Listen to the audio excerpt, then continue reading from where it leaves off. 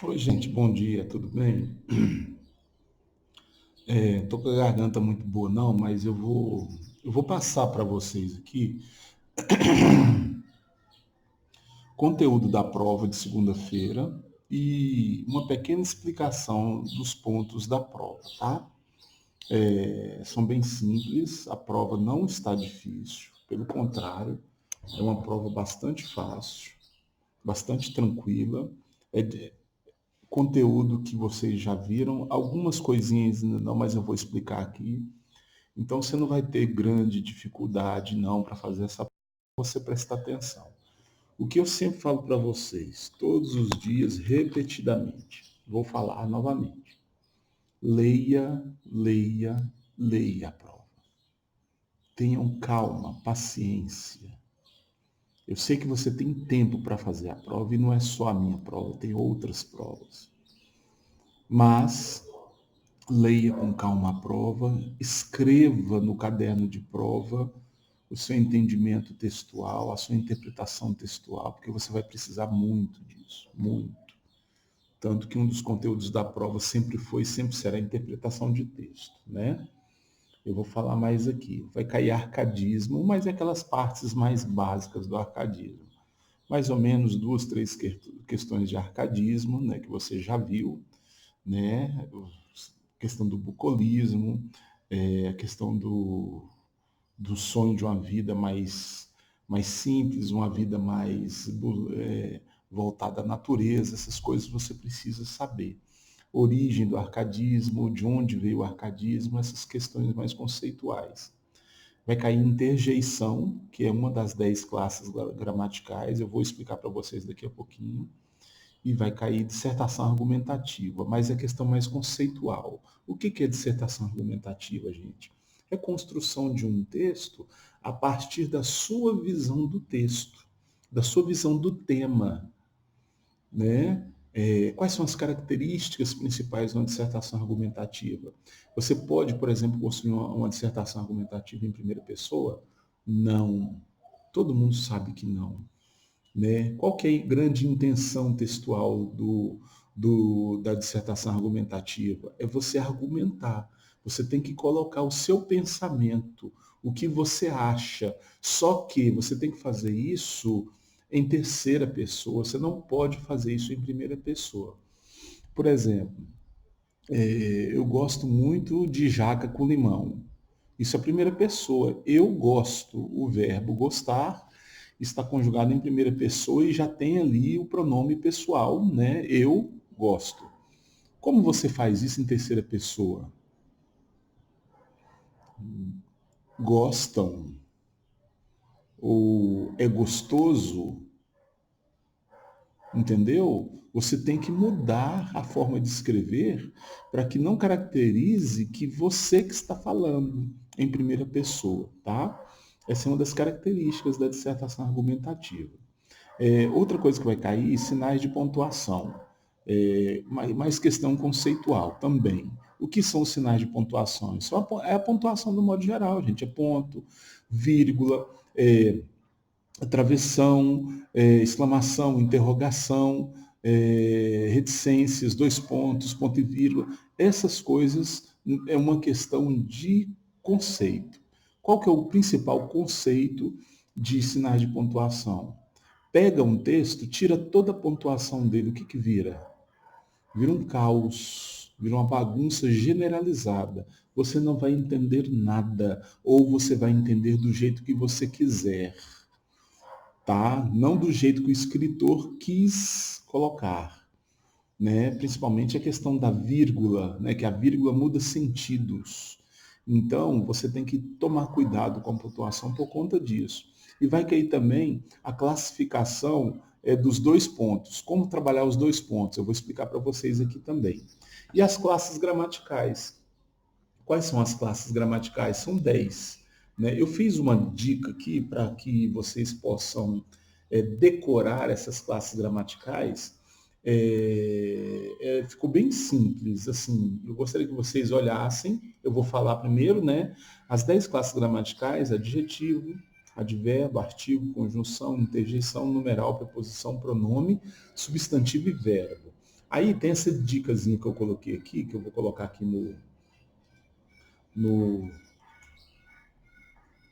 no vídeo para você ver. Olha o tanto que fica legal. Se você pensar desse jeito aqui, você vai entender melhor essa questão, tá? Olha aqui. Eu acho que está dando para todo mundo ver. A3, SIMP-P ou SIMP-PP, SIMP-PP, só vendo, né? Esse A3 aqui são as três primeiras, artigo, adjetivo e advérbio. Aí vem aqui os outros aqui, ó, interjeição, já até esqueci, numeral, preposição, pronome, e aqui vem substantivo e verbo, tá? Só vendo. Se você fizer esse pequeno esqueminha aqui, tá? Você vai decorar exatamente quem é quem, tá? É bem simples, tá? E é importante você decorar essas 10 classes musicais, tá? Agora, vamos fazer o seguinte, vamos pensar um pouquinho na interjeição, tá? Eu quero que você pense comigo um pouquinho na interjeição. A interjeição é uma palavra invariável, tá? Que exprime emoções, sensações, estado de espírito ou que procura agir sobre o interlocutor, levando a adotar certo comportamento sem que para isso seja necessário fazer uso de estruturas linguísticas mais elaboradas. Aí eu fiz um exemplo aqui, eu gostaria que você visse. O que é interjeição, gente? É uma palavra invariável que ela expressa, né? Ela sai do ritmo normal do texto e expressa alguma coisa diferente para o leitor. Por exemplo, quando você está nervoso ou você está no meio de uma discussão, você fala assim, que droga, ou só droga, né? Poxa! Ou então quando você está admirado, essas palavras, essas expressões, essa mudança de tonalidade em alguns termos, isso são as interjeições. É como se fosse um rompimento no texto. O texto está caminhando normalmente, você de repente, ei! Você grita, né? Esse grito é uma interjeição, né? É como se você estivesse passeando com criança num parque, de repente tem um buraco, né? A criança não vê, o próximo passo dessa criança vai ser cair no buraco. Aí você grita com ela, para! Isso é uma interjeição. E ela vem acompanhada obrigatoriamente de um ponto de exclamação. Agora eu quero que você entenda o seguinte, não são todas as palavras que estão acompanhadas de ponto de exclamação que são interjeição, mas toda interjeição é acompanhada de um ponto de exclamação. Ok? Então, assim,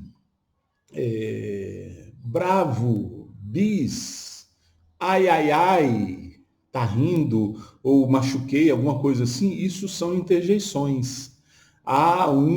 Tal, expressões que mudam a tonalidade, o ritmo do texto, tá? Isso é interjeição.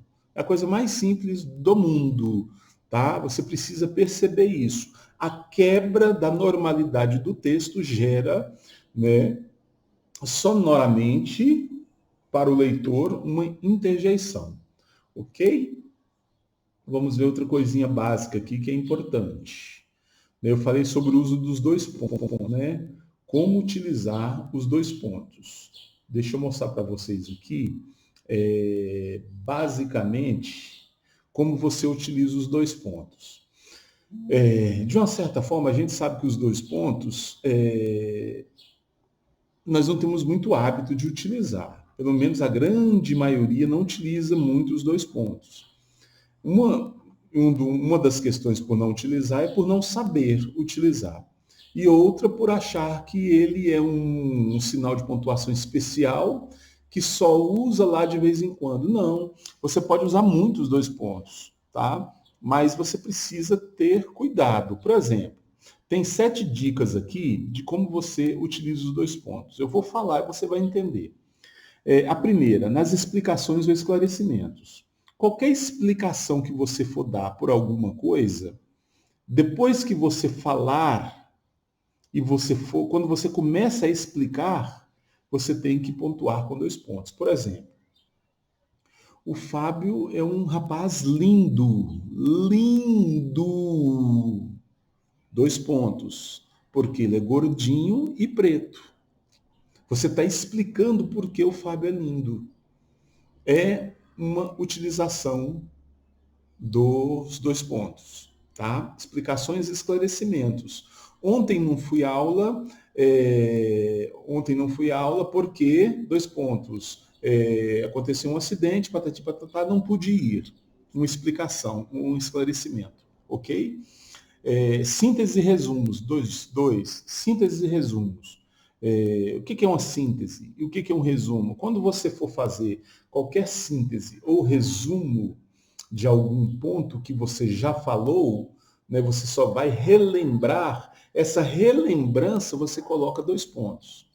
Tá? Por exemplo, a síntese é algo que você faz com as suas palavras, né? Você sintetiza com suas palavras. O resumo, você resume do material que você tem, tá? Mas, por exemplo, você fala um monte de coisa, né?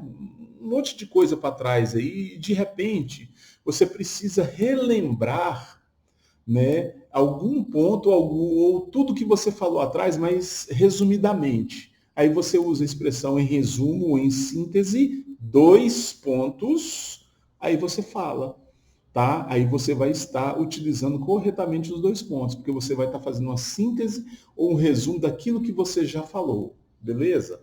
Terceiro, nos discursos diretos, você usa também os 2 pontos. Por exemplo, eu vou ler um exemplo aqui, você vai entender muito bem. Após ouvir atentamente a pergunta da professora, José respondeu, 2 pontos. Discurso direto por quê? A professora fez uma pergunta para o José e o José respondeu. O que é o discurso direto? É quando uma pessoa é interpelada, é perguntada diretamente por outra pessoa e ela responde. E essa resposta é um discurso direto. Ela falou exatamente com a pessoa que perguntou. Quando ela vai responder a essa pessoa que perguntou, 2 pontos, porque ela está respondendo num discurso indireto. Entendeu? Simples assim, tá? Nas citações, 4, nas citações.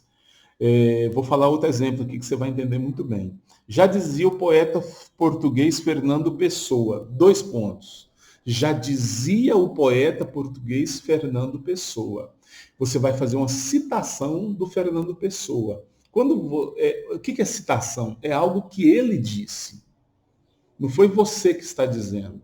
E se foi o Fernando Pessoa que disse, você tem que colocar 2 pontos, abrir aspas e falar e colocar exatamente o que ele disse e fechar aspas. Isso é citação. Você pode colocar qualquer citação em redação também. Também, mas com esses moldes, tá? Como disse, já dizia o poeta português Fernando Pessoa. 2 pontos. Tudo vale a pena se a alma não é pequena. Um lindo texto do Fernando Pessoa. Quinta possibilidade de usar 2 pontos, nas enumerações. Os planetas do sistema solar são 2 pontos. Está enumerando, está colocando uma coisa atrás da outra, está dando ordem das coisas.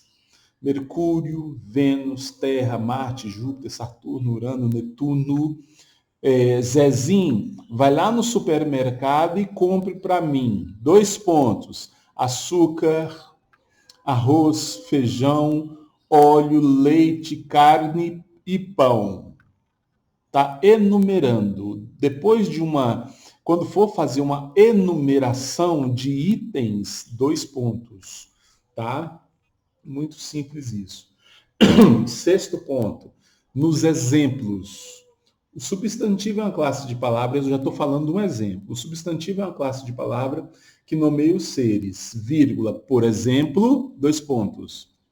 Quando você for dar um exemplo, você usa 2 pontos, tá? Aí você fala quais são, né, esses exemplos que você citou, tá? Aí você usa também os 2 pontos.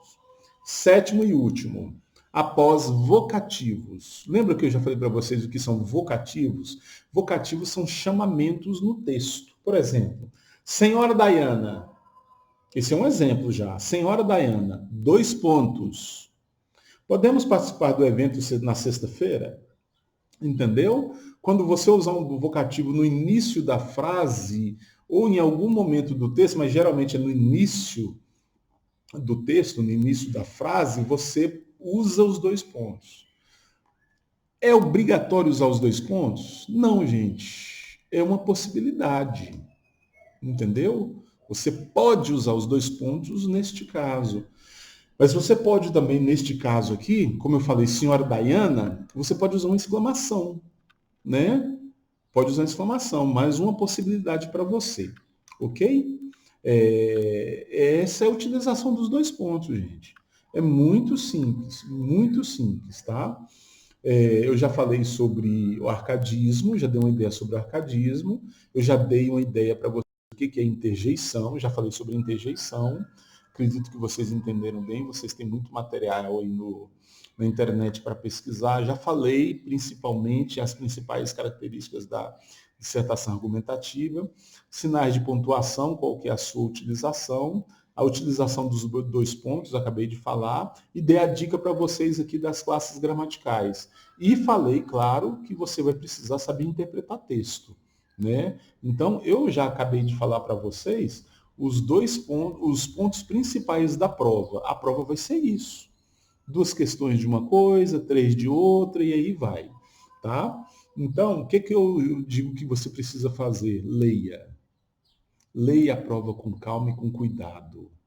Lembre das coisas que eu estou falando, estude o seu material em casa, que você consegue fazer uma ótima prova. Lembrando, gente, que este é o momento de fazer uma ótima prova, ok? Um beijão, um grande abraço para vocês. Até logo.